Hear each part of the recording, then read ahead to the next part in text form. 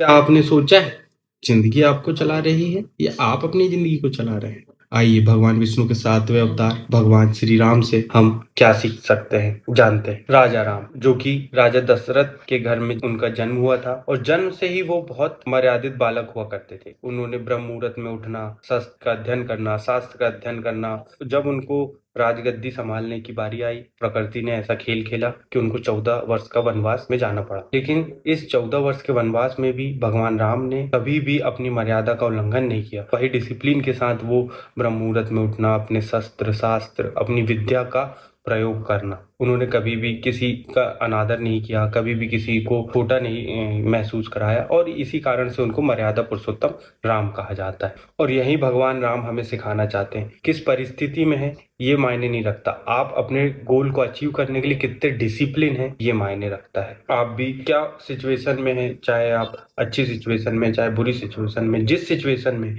उस सिचुएशन से अपने गोल को अचीव करने के लिए डिसिप्लिन रहे, मर्यादित रहे। और यही भगवान विष्णु का 7वां अवतार श्री राम भगवान का हमें सिखाने के लिए लिया गया था। हर हर महादेव। क्या आपने सोचा है जिंदगी आपको चला रही है या आप अपनी जिंदगी को चला रहे हैं? आइए भगवान विष्णु के 7वें अवतार भगवान श्री राम से हम क्या सीख सकते हैं जानते हैं। राजा राम जो कि राजा दशरथ के घर में उनका जन्म हुआ था और जन्म से ही वो बहुत मर्यादित बालक हुआ करते थे। उन्होंने ब्रह्म मुहूर्त में उठना, शस्त्र का अध्ययन करना, शास्त्र का अध्ययन करना। जब उनको राजगद्दी संभालने की बारी आई, प्रकृति ने ऐसा खेल खेला कि उनको 14 वर्ष का वनवास में जाना पड़ा। लेकिन इस 14 वर्ष के वनवास में भी भगवान राम ने कभी भी अपनी मर्यादा का उल्लंघन नहीं किया। वही डिसिप्लिन के साथ वो ब्रह्म मुहूर्त में उठना, अपने शस्त्र शास्त्र, अपनी विद्या का प्रयोग करना। उन्होंने कभी भी किसी का अनादर नहीं किया, कभी भी किसी को छोटा नहीं महसूस कराया और इसी कारण से उनको मर्यादा पुरुषोत्तम राम कहा जाता है। और यही भगवान राम हमें सिखाना चाहते हैं। किस परिस्थिति में है